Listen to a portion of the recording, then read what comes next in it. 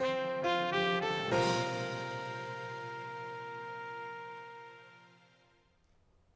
evening and welcome to Chicago Tonight. I'm Paris Schutz. And I'm Brandis Friedman. On the show tonight, this was so terrifying for me. A woman whose home was wrongfully raided by Chicago police says nearly 2 years later, it's past time for accountability. After all their bluster, it turns out that Republicans have no plan at all. Governor Pritzker says GOP efforts to tank the so-called fair tax amendment means painful budget cuts upcoming. Our Spotlight Politics team is here with analysis. Many parents and students want to come back to in-person learning. Chicago Public Schools parents on the difficult decisions around sending their kids back to school for in-person learning. The fight to save historic Mercy Hospital from closure gets new life after a favorable ruling this week. Hope. Joy. How religion is helping some cope during the dark days of the pandemic. For the first time in hundreds of years, the Christmas star will be visible in the sky next week, but there's a catch that might dim the shine just a bit. Thank you very much for allowing me to honor the memory of your loved one. And how a Chicago artist is helping families pay tribute to their loved ones this holiday season. But first, some of today's top stories. After the excitement of the first vaccinations yesterday, Governor J.B. Pritzker with disappointing vaccine news today. The amount of the vaccine coming to Illinois from the federal government has been reduced significantly for both this week and next. The following week, originally projected for another 8.8 million doses, is also now scheduled to be 4.3 million doses. This development will likely cut our state's projected Pfizer shipments this month by roughly half. The same is true across the rest of the nation. And the governor actually said next week and the one after that there. He and the state public health director, Dr. Ngozi Ezike, declined to comment on just how much of the Pfizer vaccine Illinois would get, saying the information continues to change. Meanwhile, the state announces another 7,100 cases of the coronavirus and 146 additional deaths. The state has seen a total of more than 870,000 cases and 14,655 deaths. The state's test positivity rate is at 10.3%. And if you suspect you have COVID, you might soon be able to take an at-home test to find out.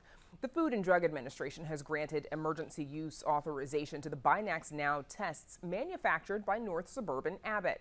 The test can be shipped directly to a person's home.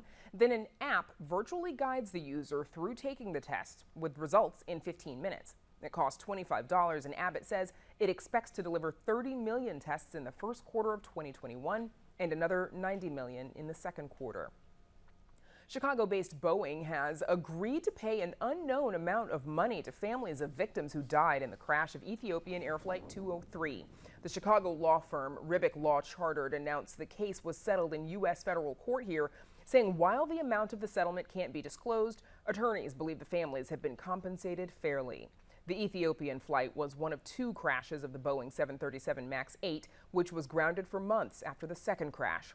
This case is one of dozens, adding up to an estimated $1 billion in lawsuits against the aircraft manufacturer. And now, Paris, we go back to you. Brandis, thank you. A Chicago woman has filed a lawsuit against the city and expects to take more legal action after she says Chicago police forcefully and wrongly raided her home and then sought to stifle the video evidence. Amanda Vinicky joins us now with the very latest. Amanda. Yes, Paris. Anjanette Young says she prides herself on being a law-abiding citizen, a good person. She's a social worker who spent 20 years helping families deal with trauma, which makes it all the more surreal, she says, that she's now coping with her own. Now I'll take this experience and partner it with my life profession and move forward and help others. But this was so terrifying for me that 2 years later, I'm still dealing with it. That terrifying experience occurred in February 2019. It was first reported earlier this week by CBS 2 News, which aired footage of Chicago police executing a search warrant on Young's home. She had just gotten home from work and was changing, so was totally naked when they burst into her home. Police then handcuffed her again while she had no clothes on. Eventually, an officer did put a blanket around here. Here is some of that video given to WTTW News and other media outlets from activist Jamal Green. You keep saying in a minute and you guys have kicked my door in. I'm going to explain everything to you in a moment, okay? You keep saying in a moment, tell me what's going on. To get all our photographs completed before I sit down. Now how can you take photographs of my house and don't tell me what you're looking for? I will explain that to you in a moment. I'm going to give Tell you a me copy of this now. as well, okay? Tell me now. You got the wrong house. You got the wrong house. Now, Chicago police refusing comment given an active investigation is going on, but there is no dispute that police did act on bad information. As you heard Young telling them, they were in the wrong house. Well, it has been nearly 2 years since the incident has now ignited a maelstrom, in part because Mayor Lori Lightfoot's administration took court action yesterday to block that video from being shared. The mayor's law office citing a legal obligation, giving a judge's order that the video be kept confidential, it said yesterday. Now, Lightfoot saying that her voice is hoarse after she was unsparing with all involved in what she calls now a colossal mess. And she's apologizing to Young for it. Miss Young, knowing that my words will not change what happened to you and your family almost 2 years ago, I nonetheless say, I am sorry. What you experienced should never have happened, period.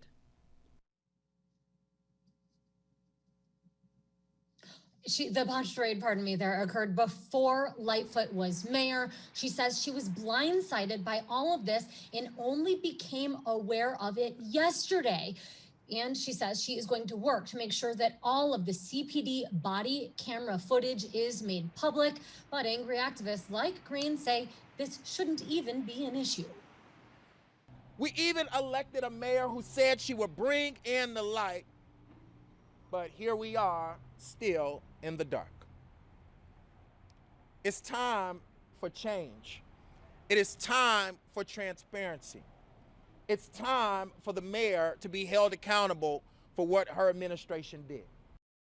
Also not enough for Young's attorney, who does expect to file a state lawsuit after a federal one previously dismissed over what he calls not just a raid, but a full-fledged attack, really a home invasion. He says Lightfoot's legal team is complicit in covering up embarrassing behavior by the CPD. In the city that spawned the Laquan McDonald controversy, a mayor that ran on transparency, a city corporation council that is clearly out of control, not reporting details to the mayor, something has to change. And the change can't be to attack another innocent woman, first in her home, and then in court to say she violated a protective order. What happened to Antoinette Young, he says, would not have happened to a white woman in Lincoln Park. Young and the activists supporting her say that this is reminiscent of Breonna Taylor, who was killed by Louisville police in March. She was shot when they executed a search apartment while she was in bed with her boyfriend.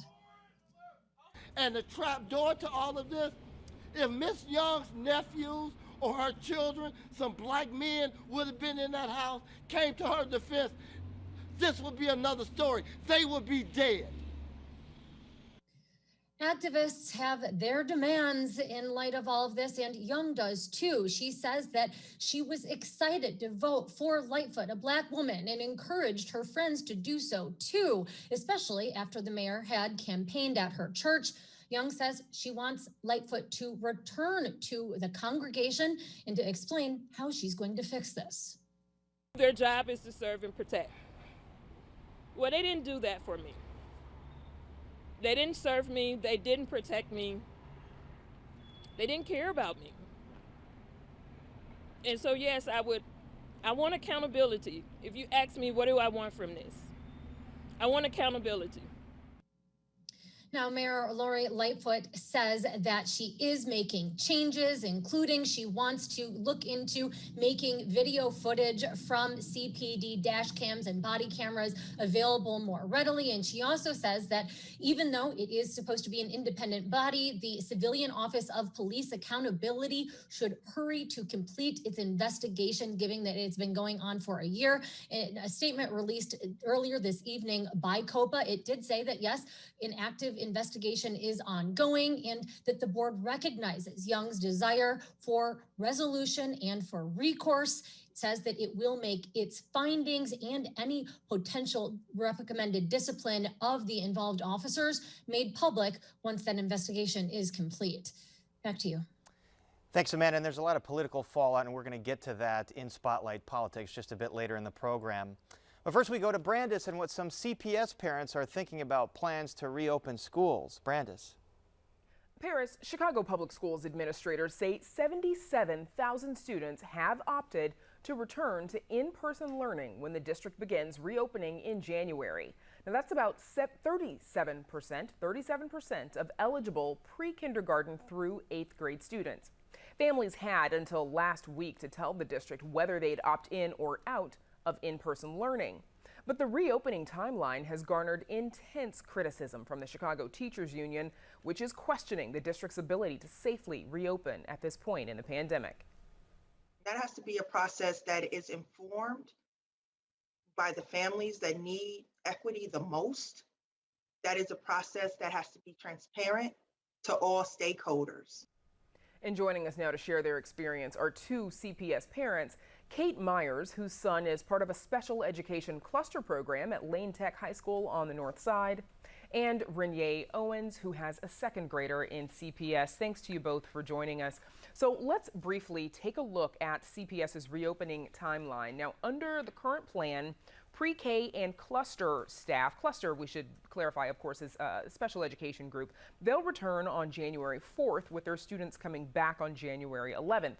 Kindergarten through 8th grade staff will return on January 25th with their students back on February 1st. Renee Owens, let's start with you, please. You opted for your son to stick with remote learning. Why did you make that choice? Two reasons. One being, I think that for his particular needs, he's better stay at home with me as opposed to being with groups at this point. And that's just from a behavioral standpoint. But furthermore, I'm more concerned with the spread of coronavirus. You know, I don't, even if he gets it and we're all okay at my house, I have a grandparent and my parents.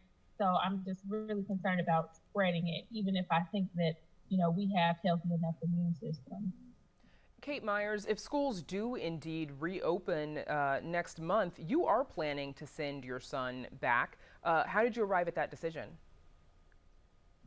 Well, for my son, and I think for most kids in his program, school is his whole world. It's where not only does he get academic education, it's where he gets social skills, it's where he gets social interaction, it's where he gets emotional well-being.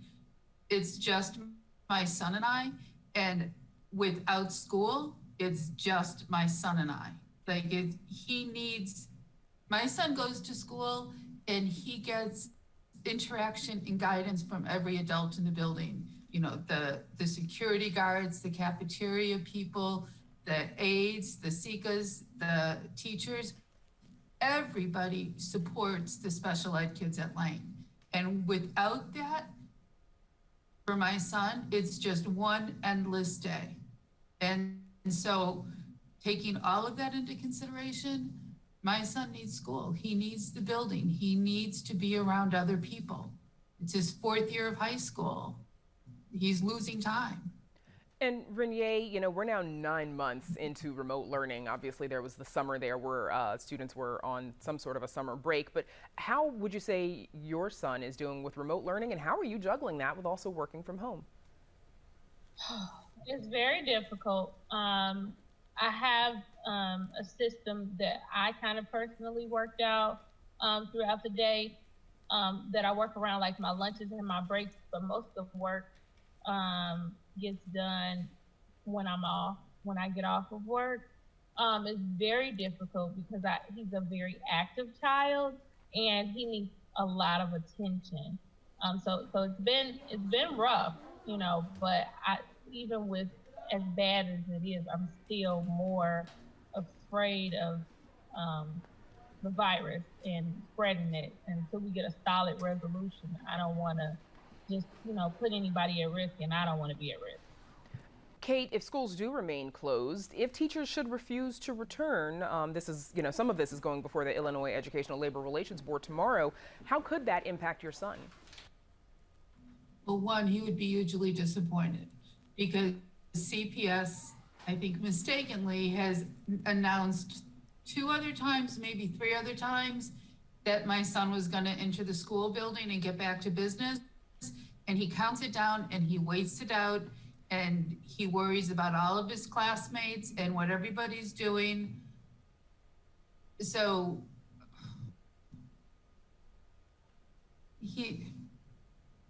I'm sorry, can you say the question? Yeah, no, I was just asking, you know, how, if you aren't able to return, how that'll impact him. But, you know, while I've got you, if he is able to return, what are your thoughts on the hybrid model where there will be some days in person and some days remote?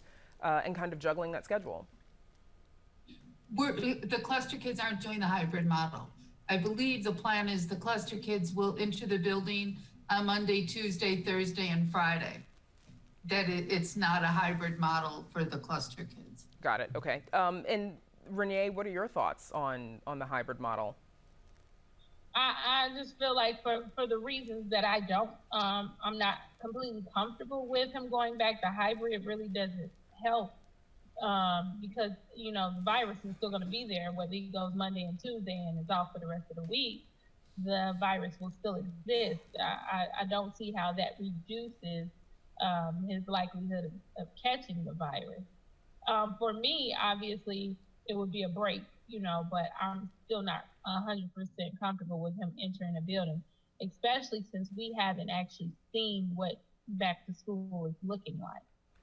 And what would it take, Renee, for you to feel comfortable to send your son back to school if it comes to that? Maybe a vaccine that actually works and is proven to work. I don't think I want to be the guinea pig for it.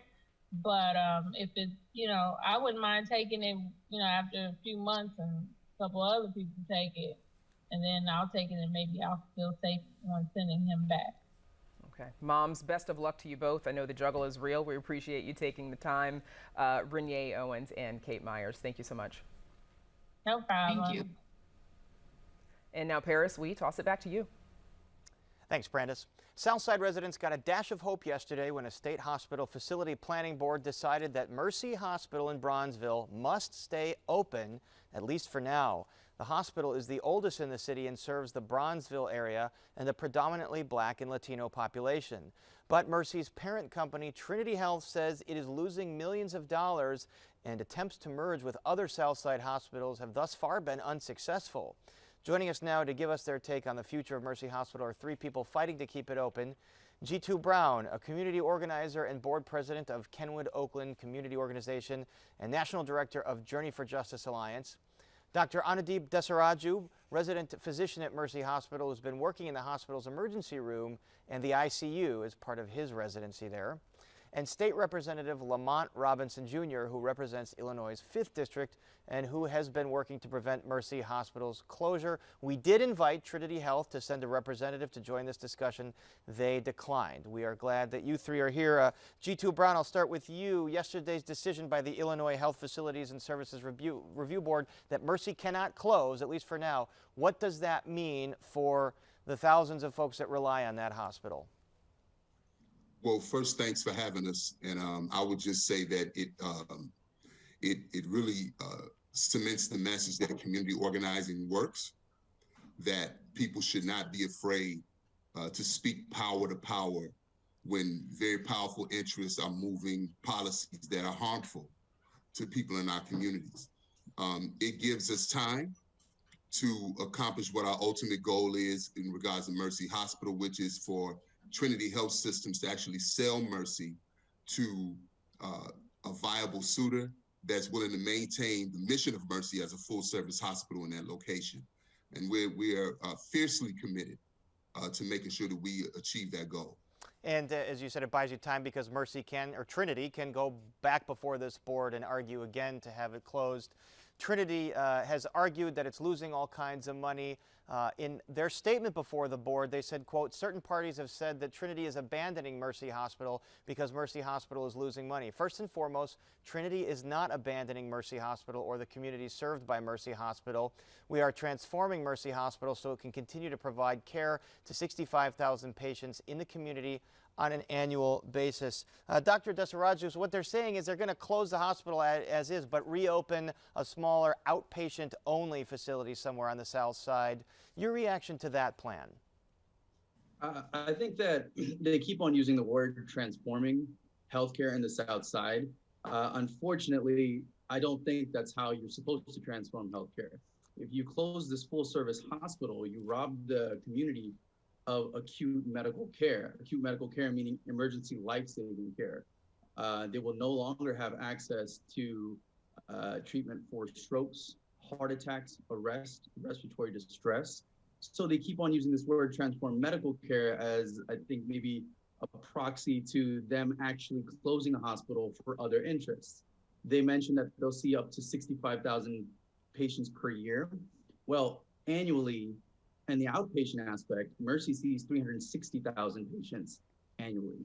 So you're leaving a large healthcare gap, which they're not addressing, not only on their outpatient side, but on the inpatient side, like I mentioned, with the emergency medical services. And so their plan that they call transforming would be a significant reduction in service for Trinity, aka Mercy Hospital. Representative Lamont Robinson, the state has tried to find hospitals to merge with this hospital. It's tried to find hospitals to buy this hospital. Has it exhausted all of its options on those fronts?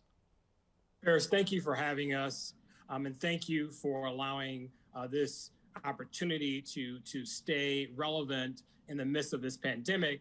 And the answer is we do have an entity, a hospital that's interested and continue to keep quality health care on the south side, something that Trinity Hospital has not. So you're saying there is a hospital right now that could purchase Trinity, the Mercy Hospital? That is correct. Can you tell us what hospital system that is? Unfortunately, we cannot at this time. We're working with Trinity as well as this hospital to make sure, Paris, that this hospital has the resources that they need and the support to, again, keep Mercy open and continue the quality health care that is needed on the south side of Chicago. All right, Jitu Brown, you hear that there's still a possibility of buying this hospital. Just give our viewers a sense of what it would mean if Mercy, as it is right now, were to go away in Bronzeville. Well, we know that since the year 2000, Chicago has gone from 53% African American till today, it is roughly 31% African American. And we also know that we have lost vital quality of life institutions that actually accelerated our purge from the city of Chicago. So we've lost over the last 20 years, roughly 25% of the hospitals in Cook County have closed. We've lost 4 hospitals in the Black community in the last 4 years. Really since 2018, 4 hospitals have closed. So there's no way you can tell me that by diminishing healthcare services, that somehow that's better for a community where the life expectancy between communities like Bronzeville, Inglewood, and Lincoln Park can sometimes be 25 to 30 years. So clearly we know there's a huge need there. Dr. Desaraju, you hear Trinity saying the hospital loses all kinds of money, or at least it did last year. It didn't in years prior. What are services up there? I mean, are lots of people seeking services in that hospital now? Well, I can only really speak to the emergency aspect in the ICU care. We have patients. We are treating patients. Not too long ago, I saw 3 cardiac arrests in a matter of 3 hours. That's not uncommon to what I experienced in that shift. So the need is there. I think the financials, I can't really speak to that, but I can speak to the need of acute medical care services in that community. So you're busy, obviously, in the emergency department. Representative Robinson, like you said, you're trying to find a buyer here, and you say you might have some good news. What's the long-term prospect for Mercy Hospital? The long-term piece is to have, again, Paris, to continue to have quality health care on the south side of Chicago, to have a full-fledged hospital on the south side that the doctor mentioned we need. And we certainly need in the midst of a pandemic. The African-American community has some concerns as it relates to the vaccines. Well, this hospital has relationships. We trust this hospital. This hospital has been in our community for 100 years, and we trust our physicians, like the doctor that's here with us tonight. And so this is even more so why we need to make sure that we keep this hospital open. And we, again, support the hospital that's looking to acquire Mercy and continue to have quality health care on the south side. Okay, well, we're going to follow up on that, and we hope to hear news on that from you, Representative Robinson, in the near future. We'll have to leave it there for now. Our thanks to Jitu Brown, Dr. Anudeep Dasaraju, and State Representative Lamont Robinson. Thanks for joining us. Thank you for having us. And up next, a Chicago artist uses his nonprofit to honor those who have died at the hands of gun violence, so please stay with us. Latinos, who make up 1/3 of the population, continue to power the city that works. These are the people that are working 3 jobs, knowing that COVID is out there. Those are the people that need the help, and we should help them.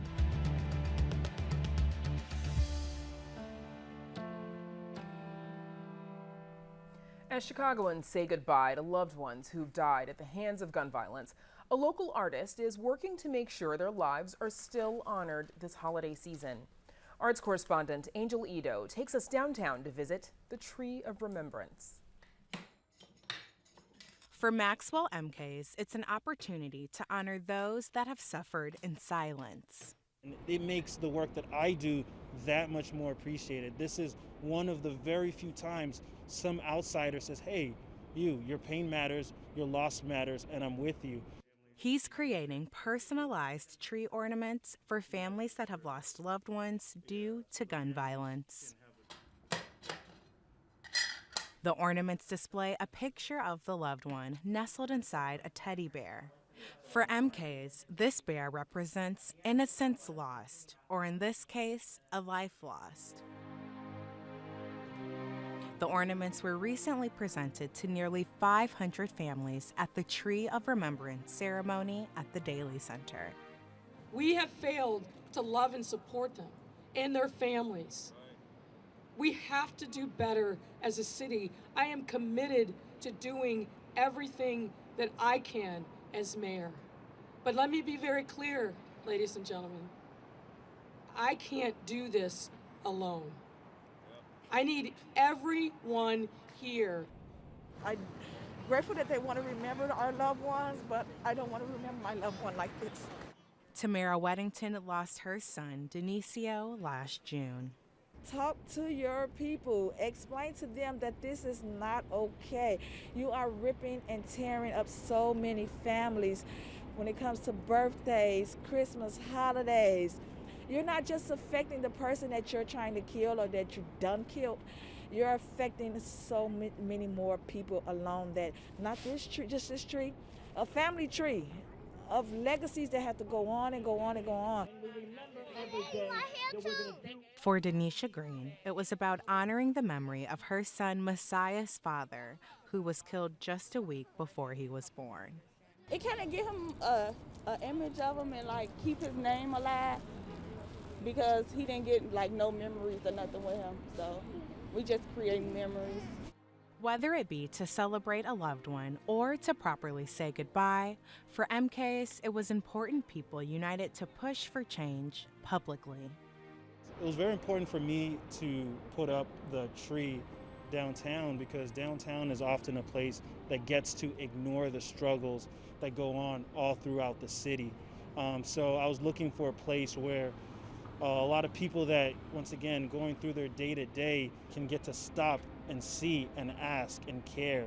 And I think that is something that's important in our city, to be more unified in the suffering. One more time so your loved ones can hear you. Together in remembrance. Together in change. For Chicago Tonight, I'm Angel Ito. And the Tree of Remembrance is up at the Daly Center until December 27th. If you're interested in having a loved one honored, you can visit our website for more information. Still to come on Chicago Tonight, how religion and ritual are comforting some people during the dark days of the COVID pandemic. The much buzzed about Christmas star is set to shine next Monday, but astronomers say it's not quite what you think. The responsibility of this committee is to conduct a thorough investigation. And a probe into corruption charges around House Speaker Michael Madigan ends after 3 hearings. That and more in Spotlight Politics. But first, some more of today's top stories. Nearly 1,100 Chicago bars, restaurants, and performance venues are getting some relief from the city today in the form of $10,000 grants from 2 city relief programs. The city announced the Chicago Hospitality Grant Program and the Performance Venue Relief Program in the fall, and awardees are being notified this week. Business owners say the funds will help with rent and staying open during the pandemic. The total amount of money granted is more than $11 million. And on the year of its 100th anniversary, Negro League Baseball is being reclassified as a major league. That means the stats of baseball greats like Willie Mays, Satchel Paige, Josh Gibson, and 3,400 other players will be incorporated into the official records of Major League Baseball. In 1969, a special commission added the records of 6 early leagues to the MLB books dating back to 1876, but it left out the Negro Leagues. Now, with the help of the Elias Sports Bureau, it's updating the books to include the Negro Leagues. MLB says it's correcting a long-time oversight in the game's history. And now to Paris on how some religious leaders are spreading faith to their communities during the pandemic. Paris. Thanks, Brandis. The holiday season is upon us while the nation grapples with the deadliest wave of COVID-19 since the pandemic began. With COVID deaths surpassing 300,000 and the coronavirus surge and winter temperatures forcing people indoors, some are leaning on their faith and religion to help. Here to talk about that are Father Michael Trail, Associate Pastor of Our Lady of Mount Carmel Church in Chicago's Lakeview neighborhood, Rabbi Lizzie Heidemann, founder of Mishkan Chicago, and Sheikh Ubaidullah Evans, one of the imams at the Downtown Islamic Center in Chicago. Welcome all of you to Chicago Tonight. I'll start with you, Father Michael. How important has the church been to your parishioners during this COVID pandemic? Ever since the city of Chicago and the state of Illinois went into a lockdown at the beginning of March, we made a quick transition to going online. And even when we reopened in person back in June, there's been this consistent call from our parishioners to want to have some kind of connection with their faith, either through online prayer or when we reopened in person back in June, people coming to church just to take some time and to pray about the things that have been happening with things running COVID-19. And Rabbi Lizzie, as I understand, it's similar with you. You haven't been having services together, but you've been doing Facebook and podcasts. Has that helped congregants feel connected?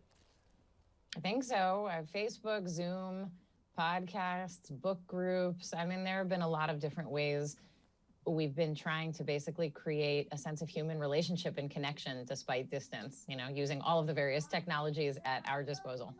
And Sheikh Ubaidullah, how about you? You haven't had folks coming in person to pray at the mosque since Thanksgiving. Have your congregants been able to stay connected and feel sort of that pull of spirituality? Certainly. We've been doing Monday night classes. This is what I do under the auspices of the Downtown Islamic Center. And the attendance has been strong and regular. And I find that, what we miss most, yes, we miss communal worship and we miss reading scripture together, but we also miss, socializing. So we do a little bit of both in that space. We talk about, faith, but we also socialize a bit. And I think that people, gain a great deal from it. You know, Father Michael, we've talked on this show about how depression and anxiety go up in the holidays, and now you add in COVID, and it's really a big problem. Have you seen more people turn to the church, especially with Advent and Christmas on the horizon? I have, yes. And it's a twofold turning to the church, I'd say. As the months have gone by through the pandemic, we've actually seen our numbers of in-person worship increase. Because for many of our either young adults or even for some of our older population who come to church at Our Lady of Mount Carmel, this may be one of the few opportunities where they're able to step outside of their houses and to come and pray together as a community. In addition to that, it's the reaching out on the parishes end to those who are isolated. We've kind of created a network of calling for one another, either myself or the other priests in the house, where we call parishioners who we know are isolated, or we've also found parishioners calling one another who are able to connect and to really keep that connection going. And Rabbi Lizzie, we're in Hanukkah right now. Do you feel that there's an extra sense of isolation among some of your congregants, given that this is a season that people typically get together in large groups? Yeah, of course. Yes, and, so I think the drawbacks are all of the obvious things you could imagine. Of course, we'd be getting together, and of course, there are 8 nights of this holiday, and so you could be doing something different every night with a different group of people in person. The truth is, the benefit of this whole Zoom landscape is that you can do the same thing with different groups of people every single night, different organizations, and you aren't bound by geography. So, what I've been seeing is people getting really creative with who and where they're connecting with friends, college friends, high school friends, friends from synagogue, friends from other synagogues, friends from the rabbi who used to work here but now works somewhere else, and sort of going where their hearts are led, unbound by geography. So that's the upside. Pushing to further those different connections. Sheikh Evans, is there any concern with the COVID vaccine in the Muslim community over whether or not it's halal? Yeah, actually, someone just sent me a contemporary legal edict about the COVID-19 vaccine. Unfortunately, I didn't get a chance to read it in preparation for the interview. Based on my training, and I trained in Islamic law, I don't see anything that, like ostensibly would make the, vaccine impermissible, for Muslims. But I think I'll have a better understanding of kind of what the parameters of the legal discussion are after I read, this edict. So you're still studying that. Father Michael, as I understand, you've been going to hospitals anointing those who are sick with COVID. What has that experience been like? For those of us in ministry, visiting and praying with people who are sick is part and parcel of what we do. But the COVID anointings add certainly another layer to it, because when someone is sick and in the hospital, it should look a certain way. When they're taking their last breath, they should be surrounded by family. And to go do these COVID anointings, they've been particularly profound, because in many ways it escalates the feeling of isolation because of the restrictions there are to mitigate the spread of the virus. And so the Archdiocese gave us training and to go into the hospitals. And so it's been very powerful, and certainly these anointings that I've been doing, they'll definitely shape me for the rest of my life. I would imagine that. Rabbi Lizzie, it's not just COVID right now. There's an intense division politically in the country. There's a lot of tribalism, a very intense election. How does spirituality play into that? How do you address those kinds of issues where people talk about alienation from perhaps family members, friends over what's happening?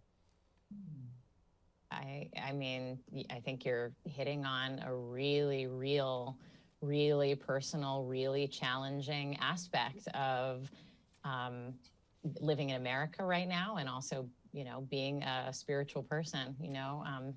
Judaism's pretty clear: all human beings, regardless of whether you voted for Trump or Biden, are created in God's image. We're going to have to leave it there. My thanks to Father Michael Trail, Rabbi Lizzie Heidemann, and Sheikh Ubaidullah Evans. Thank you all so much for joining us. Thank you. Thank you for having me. It was a pleasure. And up next, the truth behind the so-called Christmas star. Coverage of science and technology on Chicago Tonight is made possible in part by Joel M. Friedman, president of the Alvin H. Baum Family Fund. If you haven't already heard, the much buzzed about so-called Christmas star will be in the sky this Monday. But what you might not have heard is it's not actually the Christmas star. WTTW News reporter Patty Wetley joins us to dispel the myth and perhaps be this year's WTTW Grinch.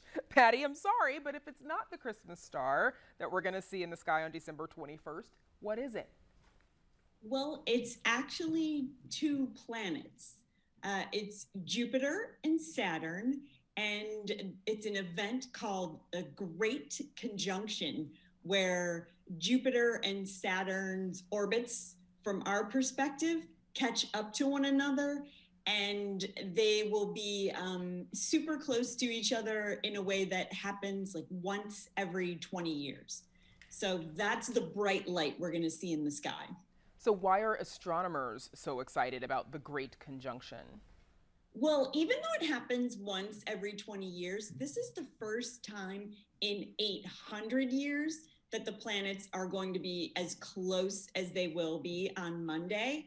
And the astronomers that I talked to said never in their lifetimes have they been able to look through a single scope, be it binoculars or a telescope, and see both Saturn and Jupiter in one eyepiece.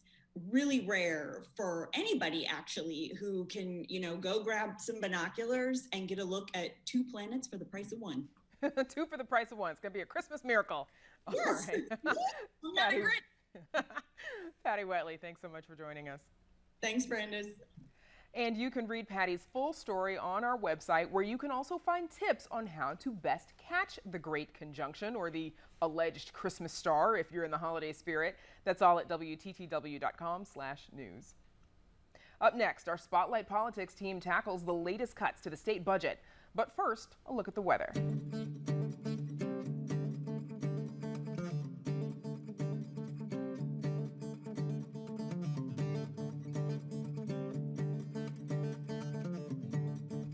Mayor Lori Lightfoot apologizes for a police raid on the wrong house. Former Mayor Rahm Emanuel gets passed over for a high-profile job. Governor J.B. Pritzker outlines painful budget cuts. And a panel looking into corruption charges implicating House Speaker Michael Madigan. It's done. Here with all that and more, and boy is there a lot, our Spotlight Politics team, Amanda Vinicky, Heather Sharon, and Paris Schutz. So Amanda, we heard your reporting earlier in the hour on this wrongful police raid and the efforts to block the release of the video, which prompted strong reaction from aldermen too. Here's what Alderman Leslie Hairston told us. All women should be angered. They should be infuriated. And all men, Black men in particular, should be standing up and saying, this is unacceptable. This will not be tolerated. And I do not understand why the mayor would not be incensed at this. This would not have happened if this were a white woman. Now, Heather, what did Mayor Lightfoot have to say about this raid and the video today? Well, she said she was sorry that it happened and that she didn't know anything about it until Tuesday morning, which was when the video of the raid was absolutely everywhere. She also said that she did not authorize the city's lawyers to ask a judge to prevent CBS 2 from airing the video, which would have, of course, required an exception to the First Amendment. She said that's not how the city should do business. And she also said that she would take steps to expedite the investigation of the raid, and she would also examine whether there was more that the city needed to do to adjust the way that it handles these sort of search warrants, which are called no-knock warrants. But she clearly realized today, after sort of a number of statements yesterday, that this had turned into a 5-alarm fire, which brings in a lot of different concerns that she's dealing with, including police brutality, the need for Chicago to reform its police department, and whether she is actually running a transparent administration as she promised during the 2019 mayoral campaign. Yeah, you're using a lot of words, Heather, that we've all used before in conversations that we've had similar to this. Paris, critics have said that the attempt to block the release of the video, it echoes Mayor Emanuel's handling of the Laquan McDonald video. Is that a fair comparison? Brandis, there are some striking similarities here. In that instance, Mayor Emanuel's law department at the time argued against the release of that video. Mayor Emanuel was in a runoff election at the time, but they argued that it's evidence in a federal and state investigation, so you can't release the video. A judge overturned that. And the irony here is Mayor Emanuel picked Lori Lightfoot to head up his police reform efforts in the fallout of this. And she kind of grew in the public consciousness because she called out the mayor for not adopting all of those reforms. One of the forms that they did agree on right away was that that video of police-involved shootings would be released to the public.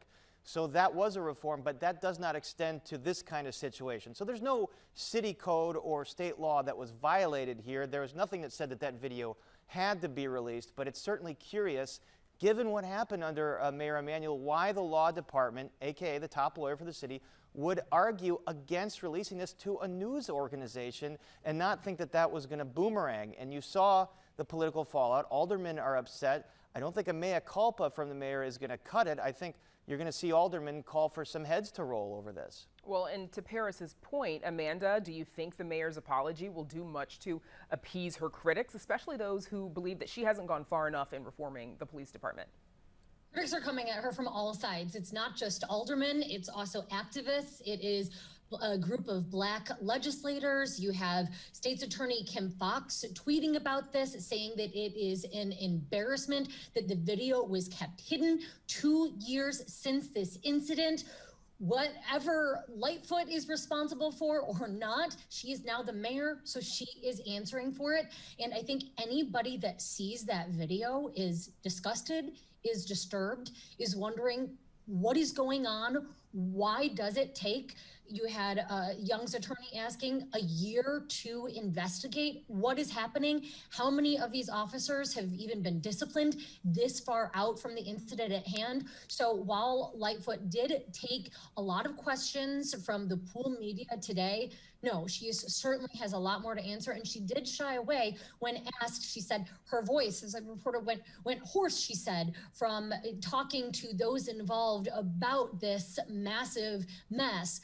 But when specifically asked whether really heads would roll, whether the Corporation Council, who some of the activists said was acting in a racist fashion, whether there would be any firings, well, she shied away from saying that there would in fact be the case. Yeah, and Amanda, you know, as you just mentioned, the emotion and the frustration when you watch that video, it is palpable. Anybody seeing it is probably outraged. Heather, City Law Department, though, accuses her attorney of violating the court's confidentiality order on this video. Does it still stand by that?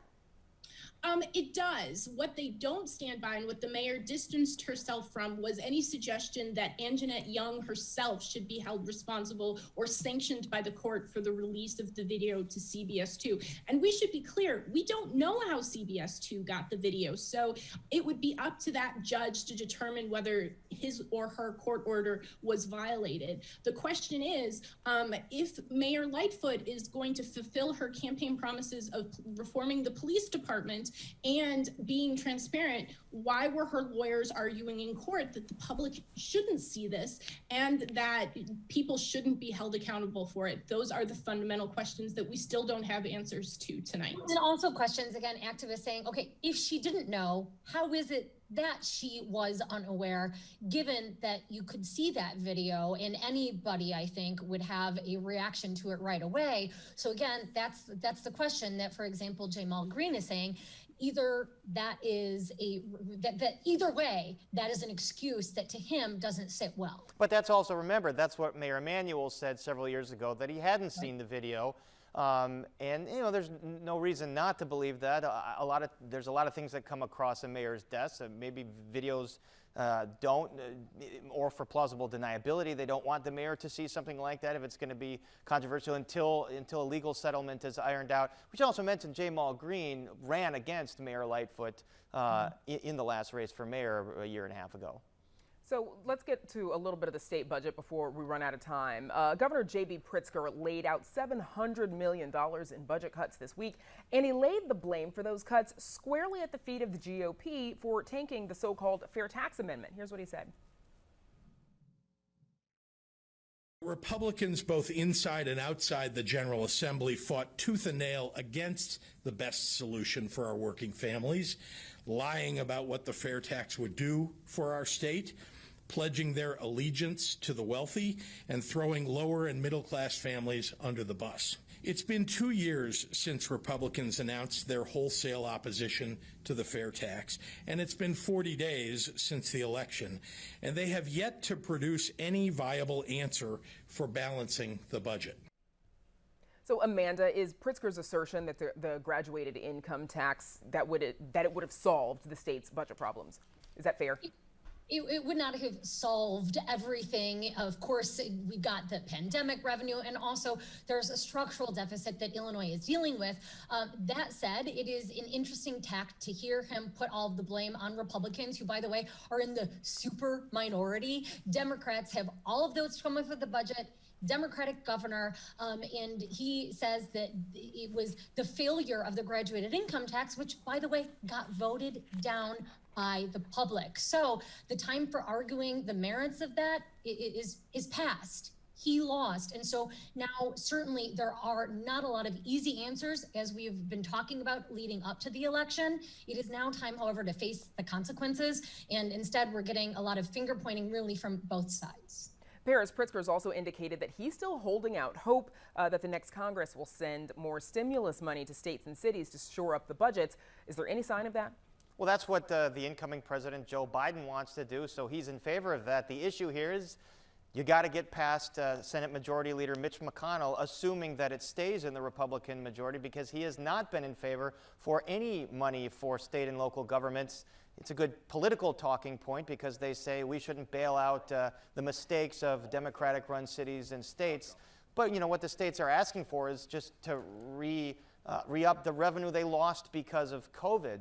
So Biden's going to try it, obviously. It stands a much better chance if it is a Democratic-controlled Senate. I mean, the other thing is there's a $160 million proposal right now for state and local funding, but it got siphoned off the bill that Washington lawmakers looks like they're on the verge of passing because it just couldn't get enough support. But it is important. The bill that does look like it's going to pass is going to get money for transit agencies. It's going to get money for airports. It's going to get money for education. So it's not a complete loss, but obviously it does not solve the ills of the city of Chicago's budget deficit and the state of Illinois'. Also in Springfield, a panel of lawmakers looking into corruption allegations tied to, but not directly charging, House Speaker Michael Madigan wrapped up its work after just 3 hearings. That sparked a back and forth between Republicans on the panel and its Democratic leader. Let's take a listen.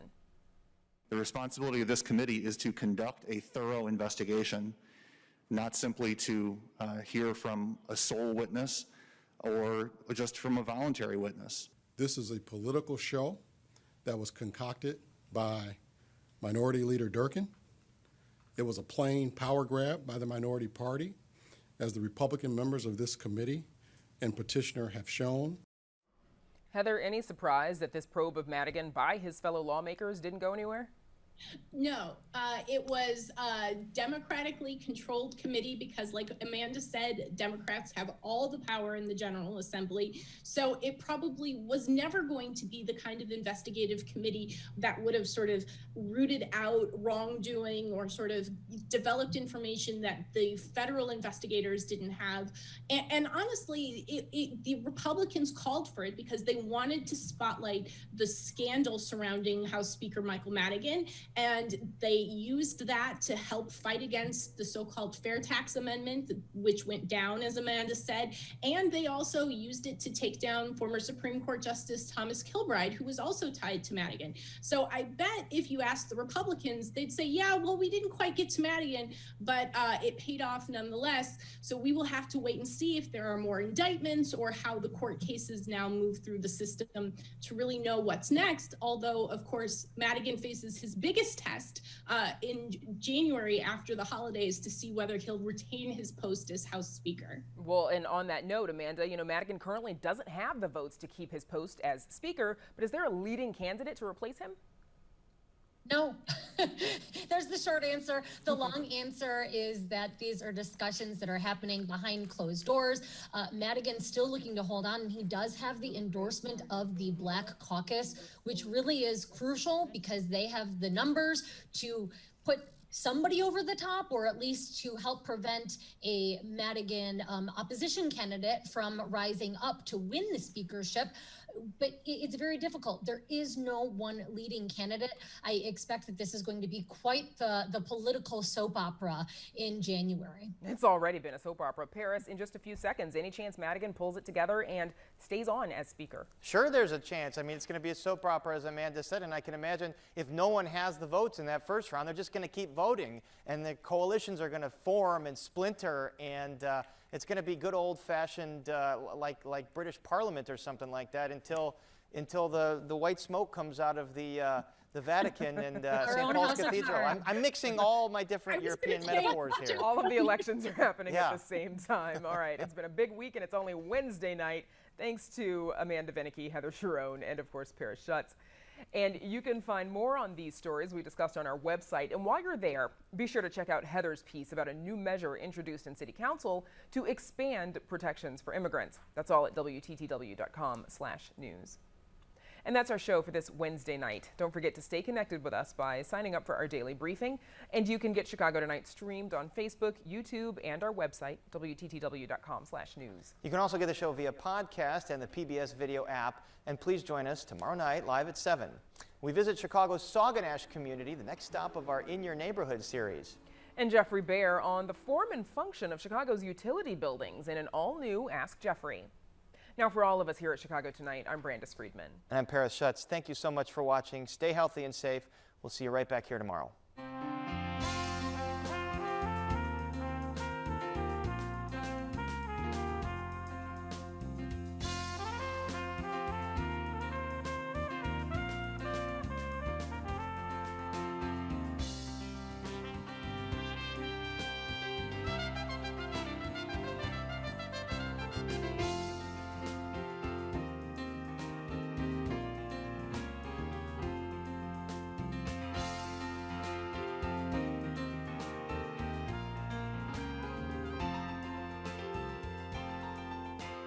Closed captioning for this program is made possible by Robert A. Clifford and Clifford Law Offices, pleased to give back to the community through numerous charitable initiatives.